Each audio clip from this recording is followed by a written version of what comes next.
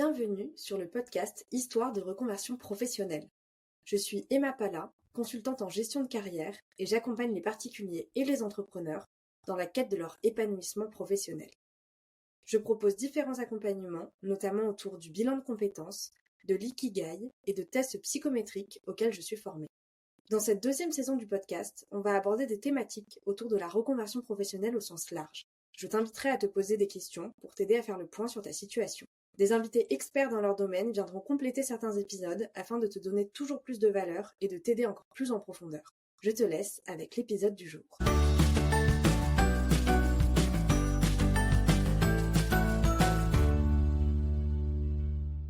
Hello Joy, je suis très contente de te retrouver puisqu'on s'était déjà vu sur un épisode de podcast sur la saison précédente. Si vous n'avez pas écouté, vous pouvez aller voir Joy qui nous raconte son parcours en tant qu'entrepreneuse.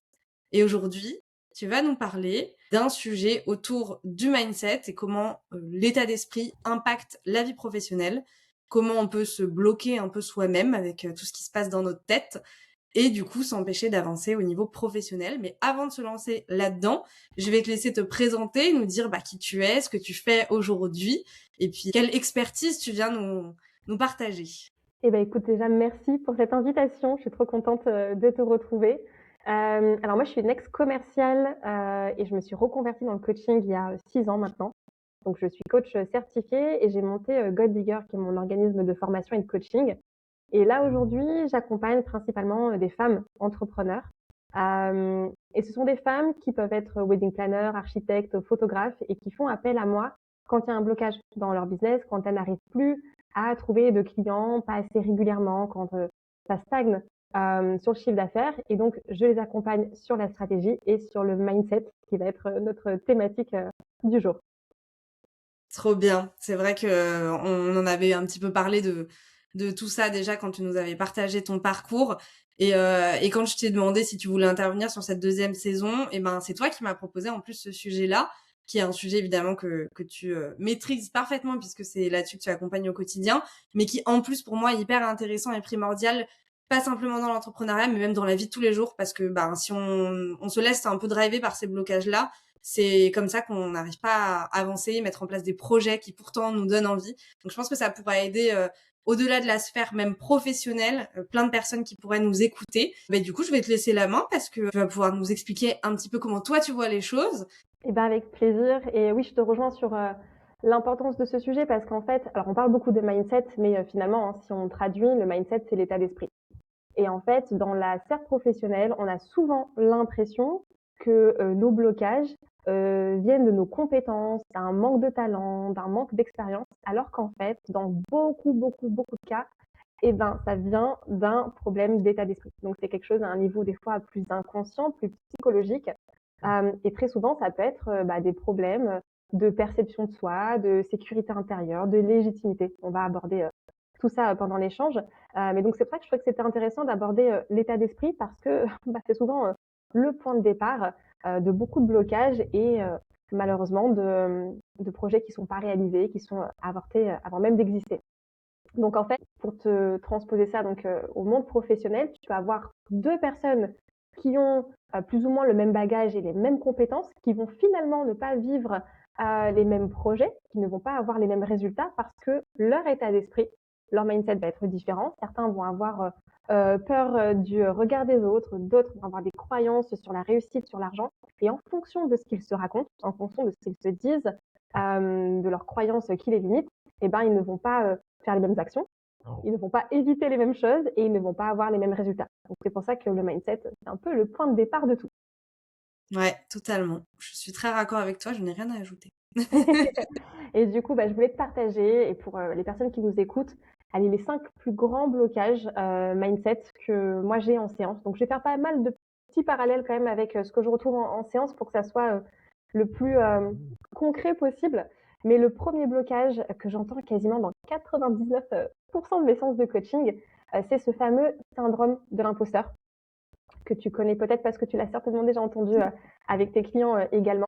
Et vécu, ouais, aussi peut-être. Voilà. Et en fait, pour ceux qui découvrent le syndrome de l'imposteur, si je devais l'expliquer rapidement, je dirais que c'est quand on a la sensation de ne pas être légitime malgré les compétences qu'on a. Donc on a des compétences, hein, on a du talent, on est formé, mais malgré tout, on a l'impression que c'est jamais assez. Et en fait, les conséquences professionnelles de cette croyance-là, de ce blocage, c'est que par exemple, on va pas oser prendre la parole si on a une réunion à animer parce qu'on se dit mais non, je sais pas assez de choses. Quand on est entrepreneur, eh ben, on va peut-être pratiquer des tarifs un peu bas. On va tout le temps attendre d'être prête et on va surtout se former encore et encore parce qu'on a l'impression qu'il nous manque toujours quelque chose, une compétence quoi. Et en fait, la réalité, c'est que beaucoup d'entrepreneurs ne manquent pas de compétences, ils les ont, et beaucoup de professionnels en règle générale, mais c'est une question d'autorisation, de légitimité intérieure. Je vais te prendre un exemple qui vient d'une séance que j'ai eue il n'y a pas très très longtemps. Alors on va l'appeler Claire, voilà, pour lui donner un petit prénom, mais pour le cas c'est vraiment un cas de figure que j'ai eu avec une de mes clientes il n'y a pas très longtemps. En fait, c'est une ancienne directrice marketing qui travaille à Paris dans des grands groupes. Très talentueuse dans son domaine, management d'équipe, grands projets. La femme assez capée, tu vois. Très confiante dans le salariat, dans sa zone de confort. Et puis, il y a quelques années, elle fait le choix de se reconvertir et de devenir entrepreneur. Et à partir du moment où elle change d'identité professionnelle, elle tombe dans le syndrome de l'imposteur. Et ce qui se passe concrètement, c'est qu'en fait, elle en vient à ne pas oser dire qu'elle est devenue coach. Elle a l'impression que son diplôme de coach ne suffit pas assez et elle commence en fait à coacher un peu gratuitement autour d'elle. Tu vois, elle n'ose pas mettre des tarifs et vraiment vendre ses prestations et se positionner comme une coach sur le marché. En fait, ce qu'elle est en train de vivre, donc c'est le syndrome de l'imposteur et la croyance qu'elle a, c'est qu'il faut être irréprochable, parfaite, experte pour avoir une place, pour être légitime. Alors qu'en fait, la légitimité, ben, ça vient de ce que tu apportes à tes clients et c'est surtout une autorisation qu'on doit se donner à soi-même, quoi. Donc ça, c'est typiquement le cas du syndrome de l'imposteur. J'ai l'impression que, parce que tout à l'heure, tu nous expliquais, avant de rentrer dans ce premier blocage-là, j'ai l'impression qu'il y a beaucoup de choses qui sont aussi de l'ordre de, je vais chercher à l'extérieur la validation, donc comme tu disais, par les diplômes, par les certifications ou autres. Et en fait, travailler sur son état d'esprit, sur son mindset, ce serait plutôt d'aller chercher à l'intérieur de soi sa propre validation interne, sa propre valeur et sa légitimité, plutôt que de toujours combler par des choses qui viennent de l'extérieur en fait et qui nous apportent finalement même pas cette légitimité qu'on recherche, parce que tant qu'on l'a pas à l'intérieur, bah on peut pas, l'extérieur ne suffira pas, même si ça vient donner un peu d'eau dans notre moulin, mais ça suffit pas quoi. Donc c'est marrant, Exactement. c'est une réflexion que je me fais dans tout ce que tu partages, où il y a vraiment un peu un conflit de tant que je me sens pas à ma place, c'est parce que je suis pas validée par l'extérieur, donc je vais chercher à toujours mettre plus dans mon bagage, alors qu'en fait tout se joue à l'intérieur de nous. Oui, carrément. Et il y a certainement, tu sais, l'envie d'être accepté derrière ce syndrome de l'imposteur, l'envie d'être à la hauteur. Et après, tu parlais de bagages, de diplômes. Faut pas oublier que nous, on coach en France majoritairement et on est dans une société où le diplôme, la formation est très valorisé. Alors que les anglo-saxons, et peut-être que j'y reviendrai sur leur mindset à eux, mais les anglo-saxons ont tendance à valoriser les expériences, les compétences, et nous, on adore se cacher derrière des diplômes, toujours plus, plus, plus. Donc, je pense qu'il y a aussi un effet culturel, ouais. On a Ouais. l'impression qu'il nous faut toujours le sésame, le diplôme, passer devant le jury, qu'on nous dise qu'on a bien travaillé, qu'on nous mette une bonne note pour se Ouais. sentir légitime. Mais alors que tu vois, dans le cas que tu décris là de Claire, elle a le diplôme, et pour autant, elle se sent quand même pas légitime. Donc c'est Non, intéressant aussi de se dire, elle a, malgré d'avoir coché les cases, bah ça suffit pas. elle a Donc l'impression qu'il en faut encore plus, effectivement. Et donc, il y a des personnes qui vont continuer encore et encore et encore à se former. Ah, il me manque telle technique, il me manque ci, il me manque ça. Clairement, en dessous, voilà, il y a la peur de ne pas être accepté, la peur de ne pas être assez, du rejet, du jugement, surtout dans des marchés en plus très concurrentiels, comme là, j'ai cité l'exemple du coaching, par exemple. et du coup, pour là, tu nous as parlé notamment d'un exemple d'une entrepreneuse, parce que toi, tu accompagnes principalement aujourd'hui des entrepreneuses en tout cas, mais on peut le transposer aussi dans le salariat pour les personnes qui nous écoutent et qui seraient salariées. Ça pourrait aussi se traduire par le fait d'accepter un poste qui est sous-payé parce qu'on se sent pas suffisamment légitime pour négocier un meilleur salaire, ou parce qu'on se dit que on vaut pas plus parce que bah on n'a pas le diplôme qui va bien, ou qu'on n'arrive pas à valoriser ses expériences, ou aussi, et moi ça m'est arrivé, de refuser une évolution de poste par peur de pas être à la hauteur, par peur de pas réussir à le faire, et donc en fait de moi-même me brider en disant bah non, on me propose ça, mais moi je me sens pas du tout capable de le faire, et c'était clairement le syndrome de l'imposteur qui m'en a empêché, et donc de pas aller vers quelque chose qui en plus pouvait me plaire à cause de ce syndrome de l'imposteur. Donc ça marche aussi chez les salariés malheureusement. Bien évidemment, oui, ça marche même pas que dans la sphère professionnelle, mais ouais, ça peut être un vrai handicap à certains projets. Il y avait peut-être une envie d'évolution de ton côté et elle a été freinée par ce que tu te racontais à l'époque sur toi et ta valeur. Complètement.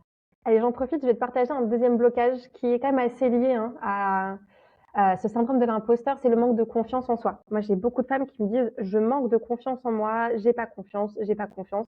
Encore une fois, c'est un fil rouge hein, dans tous les accompagnements, donc ça revient très souvent. La croyance qu'il y a avec la confiance en soi, c'est qu'on pense qu'il faut avoir confiance, il faut être prêt pour tenter de nouvelles choses, pour passer à l'action.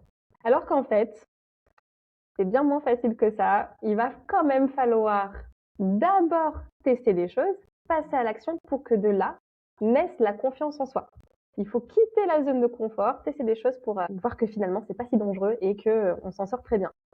Si je reprends l'exemple de Claire par exemple, comme elle ne se sent jamais prête, donc cette femme qui a ce syndrome de l'imposteur, elle a aussi l'impression que elle manque de confiance.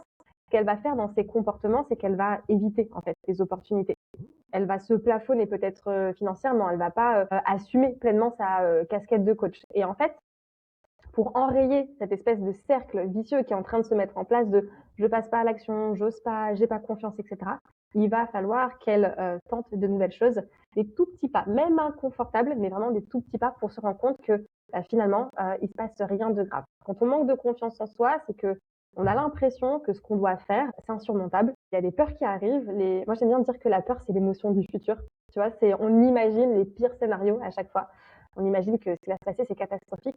Et en vrai, une femme dans la situation de Claire qui a envie d'oser des choses mais qui n'a pas confiance en elle, eh ben, il va quand même falloir qu'elle essaye des petits trucs, comme par exemple avoir un premier client payant. Dans le cas du salariat, ça peut être tout simplement demander une augmentation de salaire, ne serait-ce que voilà, aborder ces conversations qui peuvent nous sembler un peu difficiles, tester des choses.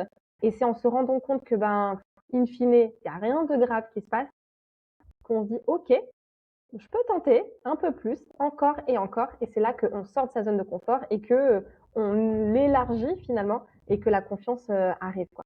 Je ne sais pas si tu avais des cas par rapport à la confiance en soi, mais effectivement, ça n'arrive pas comme ça du ciel, ça ne tombe pas comme ça, et c'est vraiment la mise en action qui l'a fait émerger finalement. Ouais, c'est ça. Moi, je me dis tout le temps comment je pourrais avoir confiance en moi sur un sujet que je n'ai jamais essayé.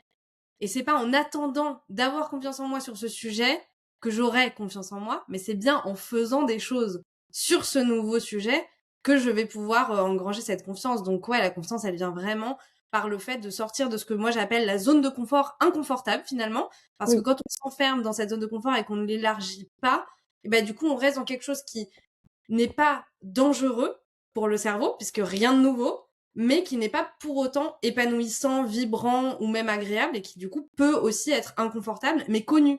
Donc c'est plus facile de rester là-dedans. Et moi, je fais souvent aussi la distinction entre confiance en soi et estime de soi. L'estime de soi, pour moi, c'est la valeur que je me donne en tant que personne. La confiance en soi, elle peut être sur plein de niveaux différents. C'est-à-dire que je peux avoir confiance en moi dans mes talents de cuisinière et avoir pas confiance en moi dans mes talents de conductrice, par exemple.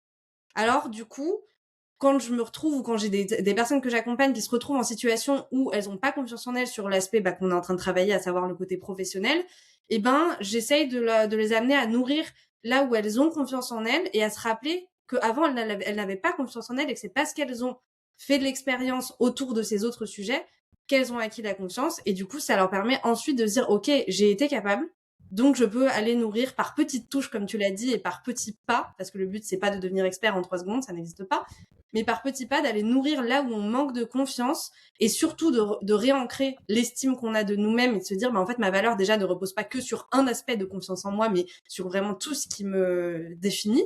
Et donc, pour ça, nourrir ce qu'on sait déjà bien faire, ça vient renforcer la confiance et l'estime de soi, qui permettent du coup d'engranger un peu d'énergie pour aller s'ouvrir à de nouveaux domaines de confiance en soi à travailler.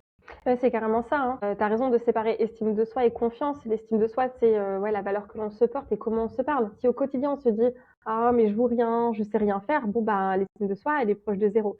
Et la confiance, donc c'est la capacité à passer à l'action, une fois que la jauge d'estime de soi est bien remplie. Et c'est vrai qu'il y a aussi, quelque chose, hein, quand on devient adulte, c'est qu'on a moins de premières fois aussi. Ce qu'on fait, c'est, très courant, on a des routines, on sait ce qu'on fait, donc on est vite dans des zones de confort. Alors qu'il suffit d'observer les enfants, moi j'en ai 2 à la maison, ils sont tout le temps en sortie de zone de confort. Tout ce qu'ils font, ce sont des premières fois. Moi j'ai un fils qui apprend à marcher et alors lui, il chute toute la journée. Mais il se pose pas la question de tiens, mon estime de soi, il fait, il teste, il teste, il teste et il développe ses compétences comme ça. Et c'est vrai que ben, pour les enfants, il y a que des premières fois, il y a que des sorties de zone de confort et donc ils développent ça. Alors que nous, si on n'a pas de nouvelles activités, on a moins de premières fois, moins d'occasions de sortir de la zone de confort. Et c'est un muscle, hein, qu'il faut travailler. Donc ne pas hésiter aussi à avoir des nouvelles activités, même des activités pour lesquelles il n'y a pas d'enjeu, des activités où on n'est pas dans une compétition, une recherche de performance, et juste essayer des nouvelles choses. Et oui, rigoler que bah voilà, des fois on n'est pas au top et des fois c'est un peu nul. Et puis bah la fluidité, la compétence, ça viendra après avec la confiance. Et ça, c'est vraiment, je pense, un muscle à travailler en tant qu'adulte, quoi. Complètement. Et ce que tu dis, enfin, moi, ça résonne vachement, c'est cette idée de pas s'enfermer dans cette zone de confort, tout confondu, et de se dire, ok, ben là, mon environnement, je le maîtrise, je suis en confort et en confiance. Du coup, je vais aller chercher à faire un peu des petits pas de côté et voir ce que je peux faire d'autre. Moi, j'ai un gros sujet sur sortir de chez moi parce que je suis enfermée chez moi tout le temps vu que je travaille de chez moi et que je suis assez casanière et je suis bien seule avec mon chat, tu vois. Et du coup, je me suis un peu auto-challengée en me disant, ok, j'adore lire, ben, je vais m'inscrire à un club de lecture. Comme ça, au moins, je sortirai un peu de chez moi, je partagerai ma passion. Il n'y a pas d'enjeu, comme tu l'as dit. Si ce n'est de prendre un petit peu la parole en public parce qu'on est un petit groupe de 10 et qu'on va tous présenter un livre. Donc ça peut être un petit enjeu, tu vois. Mais du coup, ça nourrit ma confiance en moi. Et quand je sors du club de lecture, eh ben, je me sens un peu plus forte, un peu plus en confiance sur ma capacité à voir des gens en présentiel, à parler en public et à parler d'un sujet que j'aime, mais pour lequel je suis pas experte aussi. Je suis pas experte en livres, en littérature ou quoi que ce soit, mais du coup, j'entraîne un peu ce truc-là aussi. Donc, je trouve que c'est hyper intéressant de faire des petits pas de côté quand on est justement dans ce confort-là pour nourrir ce fameux muscle, comme tu l'as dit, et pas se laisser aller, ce qui peut empêcher ensuite de créer ses projets et amener ce fameux blocage-là dont on parle, qui est un blocage quand même où il y a plein de choses à dire dessus, visiblement. Oui, oui, oui, on l'aborde de façon assez simple pour les personnes qui nous écoutent. Mais oui, on peut en parler pendant des jours, plus que Est-ce des qu'on heures. peut appeler de l'état d'esprit, hein, quand même, la confiance. La confiance et Ouais. l'estime de soi. C'est comme tu le disais, c'est ce qu'on se raconte, c'est les messages qu'on envoie à nos cerveaux, c'est les pensées qu'on nourrit au quotidien. Ça va au-delà de juste comment on se comporte dans nos relations ou dans nos choix. C'est la petite voix. Bon, il paraît qu'on n'a pas tous la petite voix à l'intérieur de nos têtes. Bon, moi, j'ai la petite voix. Je sais pas si toi, tu as la petite voix aussi. Oui, il y en a une. Apparemment. Je savais pas, moi je pensais qu'on avait tous, mais bon. La petite voix qui te raconte des histoires dans ta tête, quoi. Et du coup, bah ça, c'est au quotidien, quoi. C'est ce qui est avec toi tout le temps. Donc si cette voix-là, tu nourris que des pensées négatives à ton égard, bah forcément, ça ne nourrit pas une confiance en soi et une estime de soi. Et j'avais travaillé sur les pensées à un moment donné, alors je me souviens plus exactement du chiffre, j'ai pas une très bonne mémoire, mais on a quelque chose comme 40 000 pensées qui nous traversent par jour. Et c'est à nous de choisir lesquelles on décide de figer, et lesquelles on décide de garder, et lesquelles on décide de nourrir, et lesquelles on laisse passer. Tu vois, je pensais à un truc qui m'est arrivé hier, sur les pensées, justement. Donc hier, c'était une journée que je faisais sans téléphone, donc je travaillais pas, je nourris que les choses que j'avais envie de faire à l'instant T, j'étais vraiment sur une journée pur plaisir. Et il y a un moment où il y a une pensée qui m'a traversée, et la pensée c'était oh, mais imagine, je rate un truc hyper important pour le boulot parce que là je suis injoignable. J'ai pas de réseau, j'ai pas d'internet, j'ai pas de téléphone, j'ai rien, j'ai pas de mail, machin. Imagine, je rate un truc. Et là je me suis dit ok, si je fige cette pensée, je vais passer ma journée, qui est censée être une journée détente et super agréable, à me dire punaise, je suis en train de rater un truc, je stresse, ça m'angoisse, et à créer de l'anxiété. Et je me suis dit en fait, de toute façon ça changera rien parce que si je rate un truc, je ne le saurais pas. Donc, je vais laisser aller cette pensée et on verra demain, ce n'est qu'une journée. Le monde va pas s'écrouler en une journée. Et si s'écroulait, bah, j'ai pas besoin de mon téléphone pour savoir qu'il s'écroule, je le sentirai. Donc, je vais passer une bonne journée et je vais pas y réfléchir. Et du coup, ça donne, comme tu le disais tout à l'heure, deux résultats complètement différents en fonction de ce que tu nourris et des messages que tu figes dans ton esprit aussi. carrément. C'est un super exemple, ouais. Est-ce que tu veux que je te partage un autre blocage? Oui, avec plaisir. On en a 5. Alors, Continuons. ouais, j'en ai un là en tête qui, pour le coup, résonne fort. Alors pas pour une question de vécu, mais parce que, ça a été un sujet de coaching avec une personne que j'apprécie beaucoup. Ce blocage, c'est l'auto-sabotage. C'est quand, en fait, inconsciemment, on met en place des comportements, pour s'empêcher de réussir. Et moi, là, j'ai une personne en tête. Alors, je vais l'appeler Margot parce qu'on ne sait jamais si elle écoute l'épisode. Cette personne-là, je l'ai accompagnée puisque, donc, du coup, elle avait du mal à développer son business, à trouver des clients. Et quand on regardait un petit peu son quotidien, ce qu'elle faisait pour justement développer son activité, j'ai observé qu'elle mettait son focus sur des tâches un peu inutiles, entre guillemets. Elle pouvait passer 4 heures à refaire son logo, sa brochure, à scroller sur Instagram, à regarder ce que les autres faisaient. Et en fait, à côté de ça, elle repoussait du coup d'autres actions parce que forcément il n'y avait plus beaucoup de temps, comme la prospection, la recherche de clients, parler de son offre, parler de son expertise, tout simplement partager ce qu'elle savait faire. Alors pourquoi? Parce qu'en fait, derrière les actions là que je viens de te citer, ça allait réactiver chez elle des peurs. Et donc, on peut penser à la peur du jugement, la peur du rejet. Et elle me dit, mais en fait, Joy, je crois que j'ai peur de réussir. Mmh. En fait, elle arrêtait pas de me dire, oui, je pense que mon business, ça peut le faire. Je pense que je peux trouver des clients, je pense que je peux réussir, je peux développer. Et à chaque fois que je lui demandais, OK, mais tu fais quoi pour atteindre cet objectif, pour qu'il y ait ce résultat-là? Eh ben, elle s'éparpillait, ça allait jamais dans la bonne direction, etc. Jusqu'au moment où je lui dis, mais attends, en fait, là, je crois qu'il y a un blocage. Est-ce qu'il n'y aurait pas quelque chose autour de la réussite? Oui, j'ai peur de réussir. Et en fait, derrière ça, de façon encore plus profonde, il y avait la peur que si elle réussissait, ça venait changer un équilibre, Mmh. notamment dans la façon dont elle allait être perçue, peur du jugement, dans son groupe d'amis. Elle avait peur en fait d'être jugée, que les gens se disent bah tiens, elle réussit, pour qui elle se prend, ça y est, elle est différente, etc. Elle gagne de l'argent. Et en fait, tout ça faisait qu'elle préférait ne rien faire et vivre sa situation problématique mais connue que de se projeter dans une version réussie mais inconnue et potentiellement inconfortable. Donc en fait, elle s'auto-sabotait. Et en fait, il y a beaucoup d'entrepreneurs comme ça qui ont un potentiel de dingue et qui passent leur temps à faire des actions qui ne nourrissent pas leur business, qui ne servent à rien, juste parce qu'ils ont, entre guillemets, juste, hein, parce qu'ils ont peur derrière potentiellement de réussir ou du jugement des autres, du regard, du rejet, d'être visible, par exemple. Ouais, ça me fait vachement penser à justement des stratégies d'évitement ou de la procrastination qu'on fait de manière assez inconsciente ou Oui, parfois de manière consciente aussi. On sait qu'il y a un sujet qui est touchy pour nous et au lieu de l'affronter parce que c'est dur d'affronter des sujets inconfortables seul, et ben on le met de côté, on se dit bon, je le ferai plus tard. Moi, je sais que quand je déplace une tâche dans mon agenda toutes les semaines, que je la repousse, que je la repousse, que je la repousse, c'est qu'il y a un sujet d'inconfort que je veux pas affronter et que j'essaye d'éviter et donc je déplace tout le temps. Et donc ouais, derrière, il y a des peurs certaines et en fait, on s'autorise pas du coup à avancer sur ces tâches-là ou sur ces projets-là parce qu'on a peur de quelque chose et c'est important d'essayer de comprendre qu'est-ce qui fait peur derrière parce que tant qu'on n'a pas compris la cause, on peut pas trop agir dessus, quoi. oui, carrément. Donc oui, là, l'auto-sabotage, pour le coup, c'était vraiment point noir de cet entrepreneur. Et tant qu'on résout pas ça, tu peux pas aller de l'avant. Et il y aura vraiment ces stratégies d'évitement que tu évoques. Et la procrastination, à chaque fois que moi j'ai quelqu'un en séance qui me parle de procrastination, je lui dis, OK, de quoi est-ce que tu as peur? La procrastination est liée à Ouais. une peur. Il y a une autre peur, bah, qui est d'ailleurs notre quatrième blocage, mais que je rencontre énormément aussi en séance, c'est la peur de l'échec. La peur de l'échec, donc on est sur l'inverse de la peur de réussir, mais derrière, il se joue quand même des choses un peu similaires. On est sur l'émotion de la peur, l'émotion du futur où on imagine des scénarios catastrophes. Et quand on a peur de l'échec, généralement, c'est qu'on a une mauvaise vision de l'échec. C'est qu'on associe échec à fin, mort, danger. En tout cas, notre cerveau voilà, se dit qu'il y a un problème avec l'échec. Et on n'a pas compris que finalement, l'échec peut être une source incroyable d'apprentissage. Mais comme tout à l'heure sur notre société en France, mais on n'a pas le droit à l'échec en France, hein. C'est difficile d'échouer dans notre société parce On que ne valorise pas l'échec, carrément ouais, pas. c'est très très négatif quoi, le fait d'échouer. Oui, en fait, je fais un parallèle avec des célébrités, par exemple, quand on est présente dans la presse, on va montrer toujours les succès.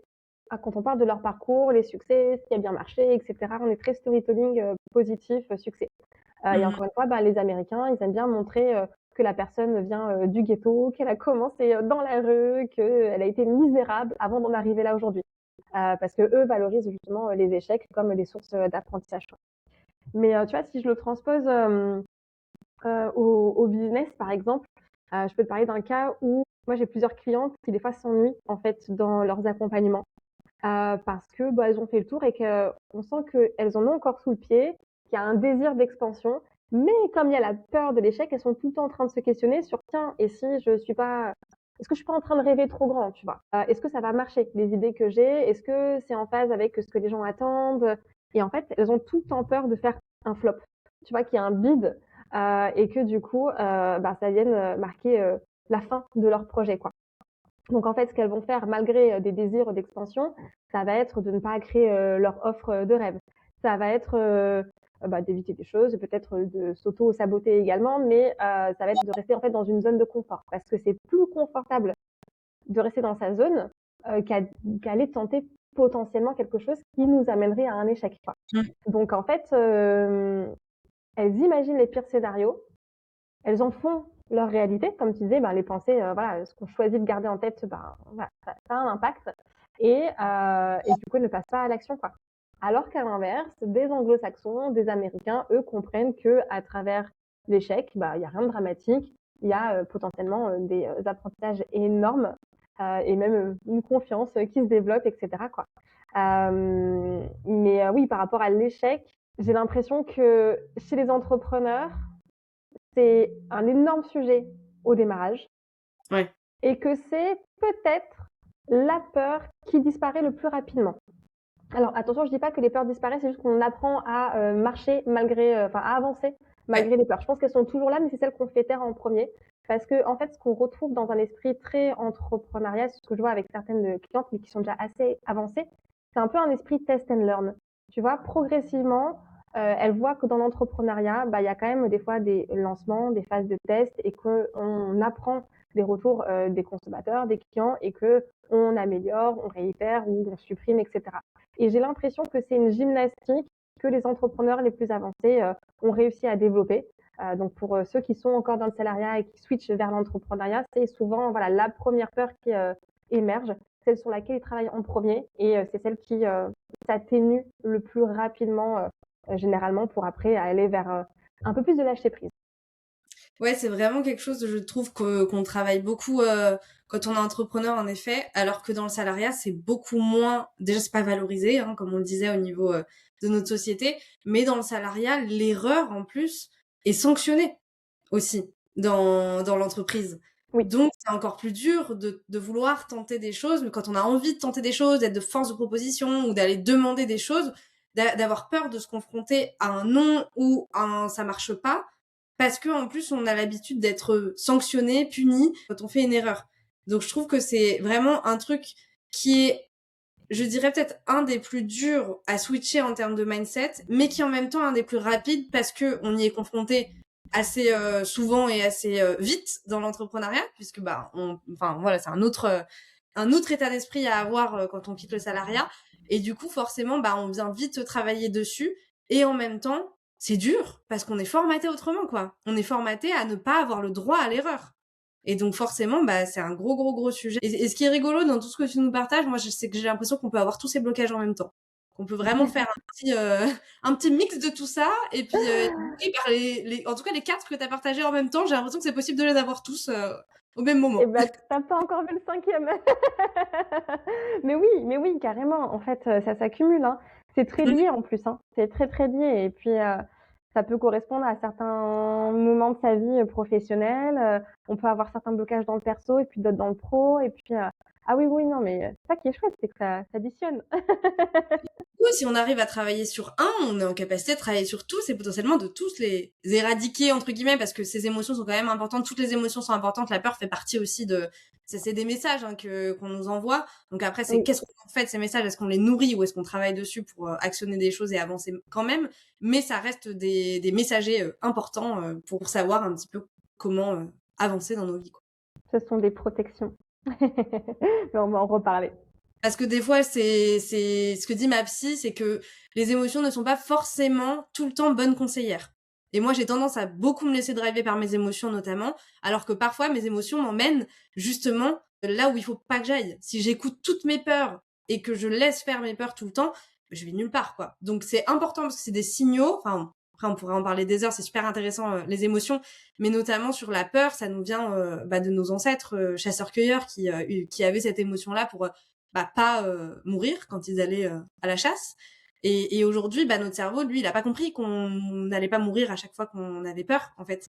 Et donc forcément, si nous on nourrit ce truc de je vais mourir parce que j'ai peur, on n'arrivera pas à dépasser cette peur-là. Pourtant, la peur, heureusement qu'elle est là, parce que sinon, si on avait zéro peur, on pourrait mourir en effet à chaque fois qu'on sort de chez nous, si on n'avait pas peur en traversant la route ou en prenant des risques, des choses comme ça. C'est important d'avoir quand même cette émotion, quoi. Donc elle est messagère de quelque chose, mais pas tout le temps bonne conseillère. C'est vrai. Ouais, ça, les peurs archaïques, le système nerveux, comment est-ce qu'on réagit, ouais, c'est un très très vaste sujet, mais clairement, il y a des choses dont on n'a même pas conscience et qui sont plus de l'ordre du réflexe que des décisions, quoi. Et donc, je voulais te partager la cinquième croyance, le cinquième blocage. Tu vas voir, elle peut facilement s'additionner au précédent. Je le retrouve beaucoup, ça. Les croyances autour de l'argent. Autour de l'argent et même dans l'entrepreneuriat, la capacité à aller vendre ses services parce qu'on a tendance à associer ses prix à sa valeur aussi. Donc, encore une fois, sa confiance, enfin, son estime de soi. Je vais prendre un exemple, je vais l'appeler Laura, mais ça me fait penser à une femme que j'ai accompagnée qui est thérapeute, qui adore aider les gens et qui a envie d'aider le plus de personnes possible et qui est un peu anti-vente, tu vois, parce que derrière la vente, pour elle, elle s'imagine manipulation, ça va être agressif, très marketing, on va forcer les gens à acheter. Et en fait, elle se dit, moi, j'ai pas envie de forcer les gens, donc ce qu'elle fait en fait dans ses comportements professionnels, c'est que sur Instagram, elle va poster du contenu, elle va un peu botter en touche, elle va mettre du contenu un peu inspirant, mais dès qu'il faut parler du fait qu'elle a des choses à vendre, des offres, là, silence radio, tu vois. Elle va avoir des prix bas, voire même elle va pratiquer gratuitement. Ça, on le retrouve beaucoup chez les personnes qui se lancent, qui ne se sentent pas légitimes, encore une fois, tu vois, ça s'accumule tout ça. Et elle va jamais dire qu'elle a des services à proposer. Donc en fait, elle va tout le temps montrer que elle peut apporter son aide, elle a envie d'aider les gens, mais dès qu'il y a une notion financière, une transaction, elle se braque et en fait, elle va avoir peut-être beaucoup de likes sur les réseaux, mais finalement peu de clients. Et le problème, c'est que du coup, quand on a peu de clients, le business, passer une année, 2 années, il Ça reste fonctionne une plus, vie. quoi. Il faut Voilà. gérer l'argent quand même. Ce sont les entrepreneurs qui peuvent peut-être avoir même le plus de cessation d'activité. Finalement, s'il y a un problème lié à son rapport à l'argent, pareil, des personnes qui pourraient avoir des croyances sur le fait qu'il faut pas facturer cher, que les gens n'ont pas d'argent, qu'ils ne vont pas acheter, qu'il faut rester accessible. Voilà, ça nous renvoie à des choses personnelles. Hein. Ces personnes qui ont ces croyances-là, c'est leur rapport à l'argent qu'elles peuvent aller creuser, qu'est-ce qu'elles ont entendu sur l'argent étant plus jeunes, qu'est-ce qu'elles ont vécu, quelles sont leurs expériences passées, est-ce qu'elles ont connu de la dette, de l'abondance, etc.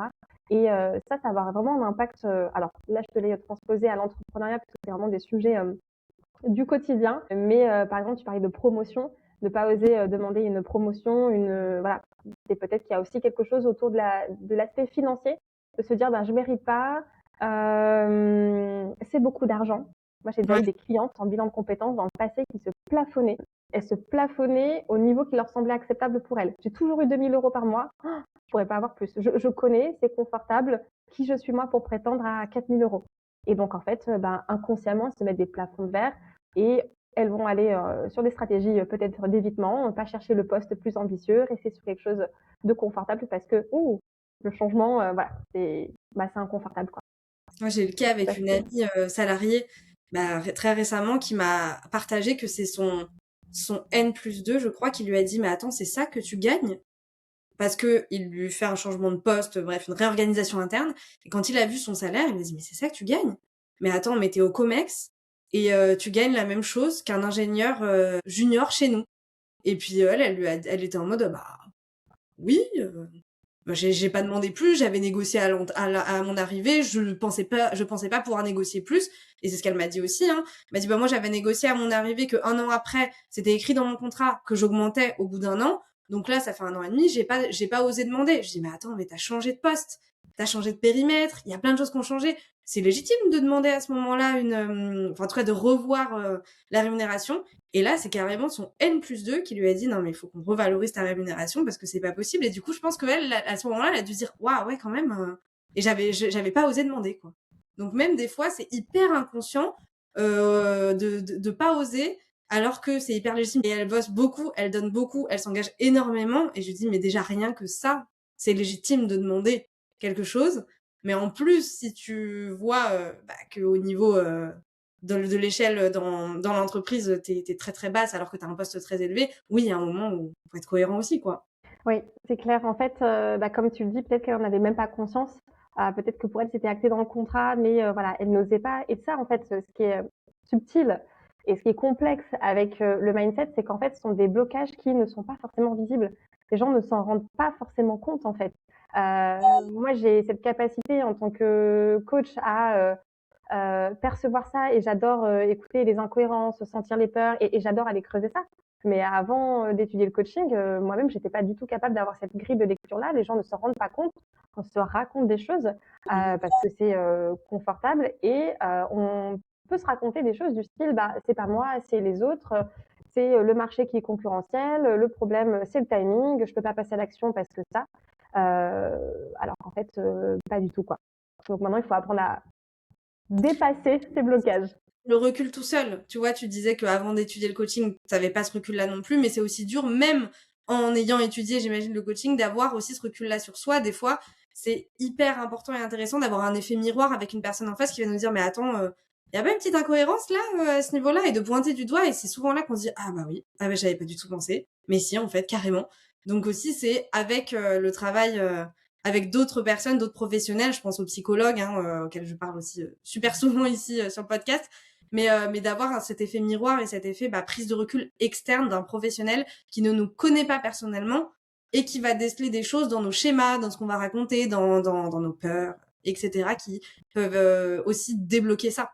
Mais bon, je vais vite en besogne sur le déblocage. Non, mais écoute, tu me fais une transition, mais c'est vrai que l'idée, ça va être d'apprendre à débloquer tout ça. Alors, moi, j'arrive à m'auto-coacher.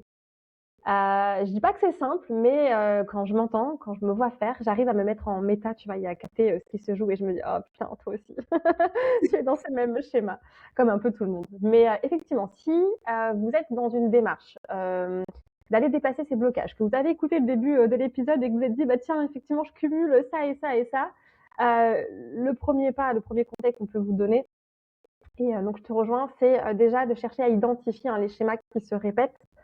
Vous pouvez vous poser des questions, allez, 3 questions comme par exemple, quelles sont les actions que je repousse? Tu parlais de ce qu'on évite et que généralement, à force d'éviter, d'éviter, d'éviter, il y a peut-être un truc qui se joue là-dedans.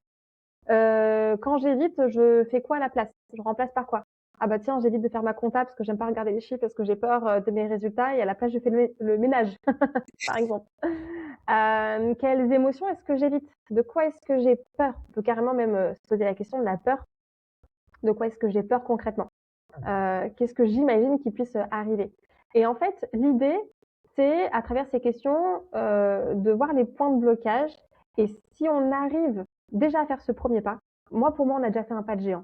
Parce qu'on commence à se responsabiliser, pardon, et on commence à comprendre que bah voilà, c'est le mindset, c'est pas notre stratégie qui a un problème, c'est pas notre communication Instagram forcément, c'est clairement le mindset, qu'il y a des peurs et que c'est pas bah voilà un manque de discipline ou de motivation et que bah c'est un mécanisme de protection. En fait, en faisant ça, on vient se protéger. Donc tu le disais, faut pas hésiter. Si on n'arrive pas soi-même à se poser ces questions, à être lucide, à avoir un regard sur sa situation et une prise de hauteur, de faire appel à des coachs. Et moi, c'est pour ça que j'aide mes clientes. Et alors, c'est marrant, je vais te le partager, mais quand elles viennent en séance, on fait un appel découverte ensemble.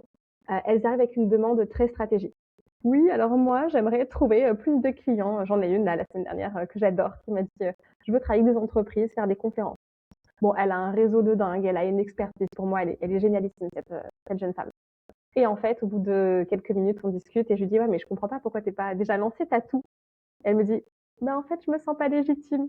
Et la vraie demande, c'est ça, c'est la légitimité. C'est pas la stratégie.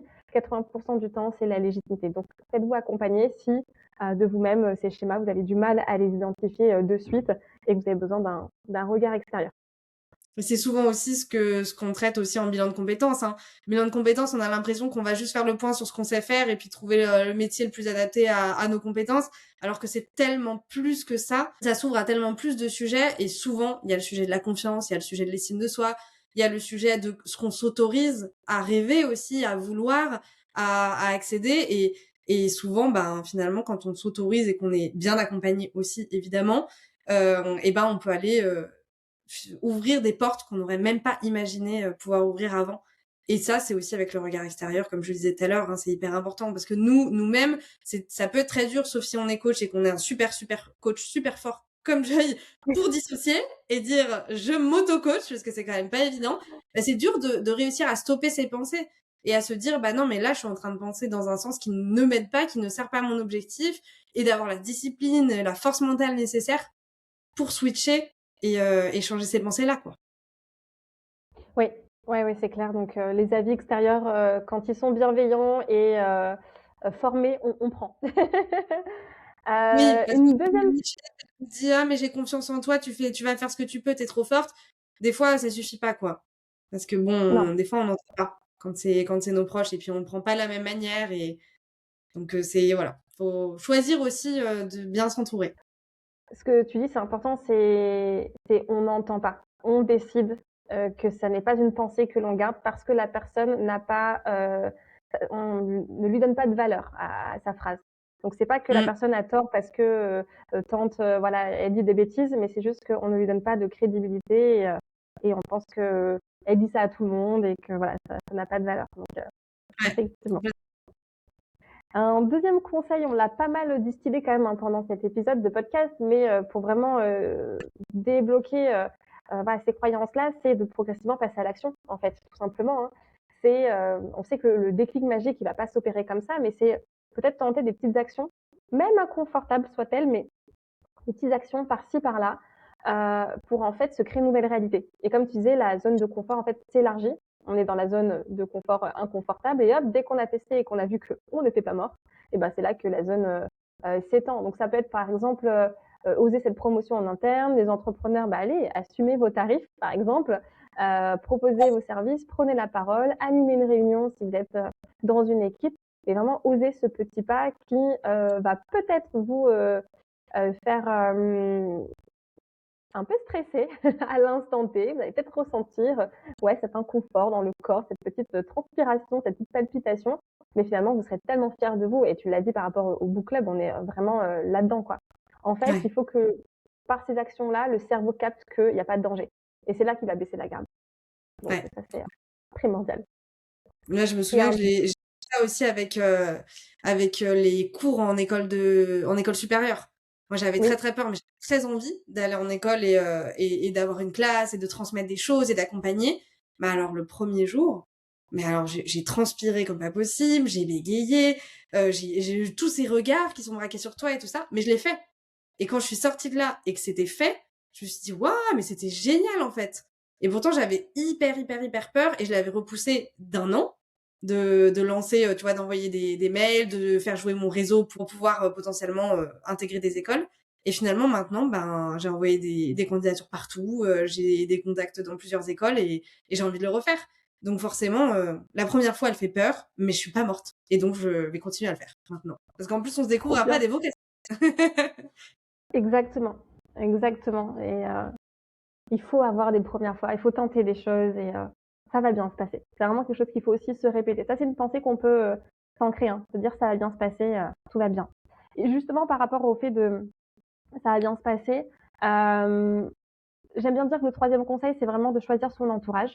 Alors, on parlait de cette tante qui donne un conseil, mais par exemple, moi, les entrepreneurs que j'accompagne, j'aime bien leur dire de s'inspirer, de s'entourer d'entrepreneurs peut-être un peu plus avancés aussi, des gens qui osent, qui tentent, qui échouent et qui se relèvent, qui échouent et qui réussissent. Parce qu'en fait, quand on a ces modèles-là en face de soi, dans la sphère professionnelle, et c'est pareil dans le salariat, mais quand on a ces modèles autour de soi, on prend conscience que finalement c'est pas si grave. Et c'est là qu'en fait, on se crée une nouvelle réalité.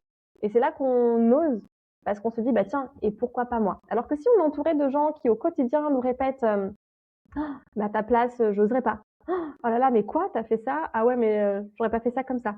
Ah ouais? Ou alors, Et ben en mais fait, t'as pas eu peur en faisant ça? Bah si, j'ai exactement. En fait, ces gens, ils viennent projeter leurs peurs à eux et ils viennent réactiver des peurs qu'on essaie de faire taire un petit peu, quoi.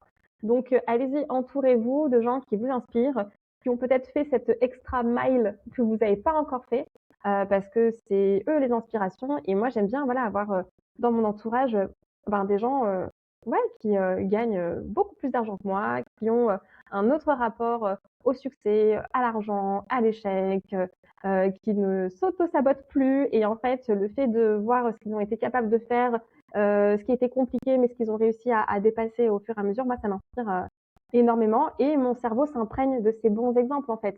Si moi, j'ai eu des Ouais. mauvais exemples, des fois, les remplacer par soit des nouvelles actions pour moi, soit des nouvelles réalités de chez les autres, de ce que je perçois dans les parcours des autres, ça m'aide. Et encore une fois, ce cerveau, il faut qu'il baisse la garde. Donc finalement, voilà, c'est un travail un peu de longue haleine, mais par les nouvelles expériences, par les essais, par la réalité construite, ce qu'on choisit d'avoir dans son quotidien, les personnes qui nous entourent, on peut faire des bonds de géant. Et encore une fois, l'idée, c'est pas d'éradiquer complètement les peurs, c'est de se dire, elles vont être là, elles vont continuer, mais j'avance malgré les peurs. Je suis juste assez fort pour avancer, malgré qu'elles soient là. J'arrive à les faire taire et c'est déjà très suffisant pour aujourd'hui. Voilà pour les petits conseils. Ben, ça fait déjà pas mal de pistes, en tout cas, à travailler en autonomie. Mais si jamais, comme tu l'as dit, Joy, ça suffit pas, n'hésitez pas à vous faire accompagner sur un aspect psycho si besoin, un aspect coaching, sur voilà de l'accompagnement professionnel si besoin. Mais en tout cas, de pas rester seul parce que parfois, on a un petit peu besoin d'un coup de pouce pour avancer. Et donc, évidemment, Joy est en capacité d'accompagner. Donc, je vais te laisser expliquer un petit peu comment t'accompagnes. Je mettrai évidemment tous les liens pour te retrouver dans la description du podcast. Donc, si vous êtes intéressé, vous voulez voir un peu plus l'univers de Joy, comme ça, vous aurez tous les liens. Et je te laisse la main pour nous dire un peu comment on peut travailler avec toi. Eh ben écoute, ça tombe bien parce que je suis en plein lancement d'un programme. Tu vois, moi, je l'ai un peu vécu là, la procrastination, les petites peurs ces dernières semaines. Mais effectivement, je suis partie du constat que finalement, c'était beaucoup le passage à l'action qui amenait à la confiance. Et moi, j'ai beaucoup de clientes qui n'arrivent pas à trouver des clients régulièrement. Elles sont entrepreneurs, elles ont du mal à créer de la régularité dans leur business parce qu'elles ont peur. La peur vient changer un peu leur énergie, leur niveau d'action. Et donc là, je suis en train de lancer un parcours qui s'appelle Client Lab, qui sera certainement sorti au moment où tu vas publier cet épisode de podcast. Mais ça va être vraiment pour instaurer chez mes clientes une pratique hebdomadaire pour que toutes les semaines, elles aillent chercher des opportunités, qu'elles aillent entrer en relation avec leurs futurs clients, qu'elles aillent entretenir des liens et signer des clients et qu'en fait, l'accumulation de petites actions viennent apporter la régularité, viennent apporter des résultats. Donc, on est vraiment dans cette idée de enrayer cette peur de l'échec et tous ces petits blocages que l'on a cités, quoi. Passage à l'action. Voilà. C'est le mot de la fin et qui est je pense, le plus pertinent, peu importe ce qu'on traverse, c'est de vraiment rester actif. Parce que quand on stagne, on a tendance à ruminer et du coup, on peut plus avancer. Et encore une fois, on nourrit pas les pensées qui nous permettront de sortir de ces schémas-là. Donc, passage à l'action, mot de la fin. Au top. Merci beaucoup, Joy, pour tout ce que tu nous as Merci. partagé. Encore une fois, il y aura tout ce qu'il faut dans la description pour te retrouver. Et puis, si vous êtes intéressé et que vous n'avez pas encore écouté le podcast, l'interview de Joy, vous pouvez retrouver ça aussi sur toutes les plateformes d'écoute et sur YouTube, l'interview qu'on avait faite ensemble sur son parcours. Merci.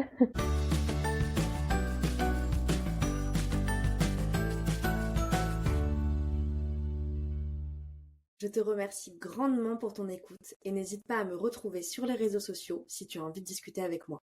On se retrouve prochainement dans un nouvel épisode autour de la reconversion professionnelle. À bientôt!